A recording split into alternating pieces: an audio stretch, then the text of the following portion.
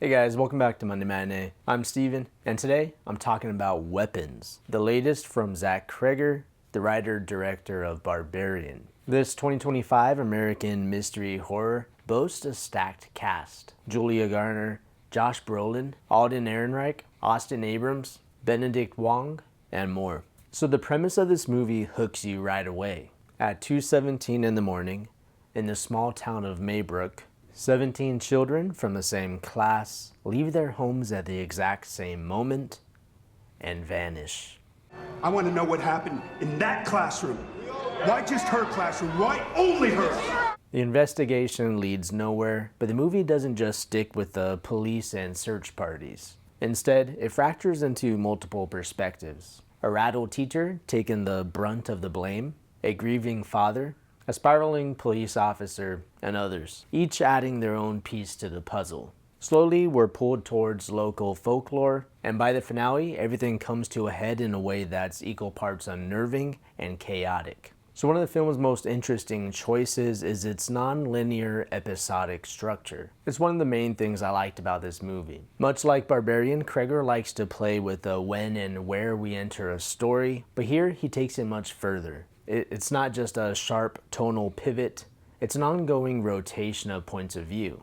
Each chapter has its own identity, some slow and tense, some darkly funny, others flat out bizarre. Julia Garner's opening segment is the most restrained and deliberately paced, setting the tone and mystery, while Austin Abrams' chapter leans more into comedic territory, delivering some of the night's biggest laughs with his awkward run-ins with a police officer. The film isn't afraid to swing wildly between tension, horror, and comedy, which might feel jarring to some, but that unpredictability is just part of the fun. And this time you're not so taken aback by the juxtaposition like in Barbarian. The cinematography is also a big standout.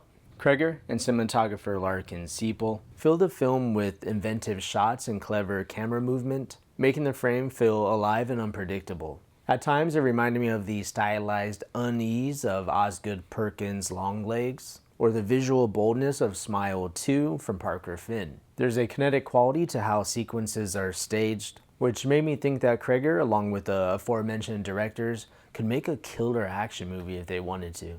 The humor in this movie is also another surprise. While Barbarian had moments of levity, Weapons definitely leans more into it, but not in a winking, self-aware way. Instead, the comedy emerges naturally from character quirks, awkward situations, and tonal whiplash. Early on, my theater reacted with small chuckles, but by the end, the laughter was loud and sustained. It was a good time. Where the movie stumbles, I think, though, is in the underdeveloped mythology. I think the antagonist is memorable, visually striking, weirdly specific in the rituals, but the film leaves so many questions unanswered that it's hard to get a grip on the rules of their power.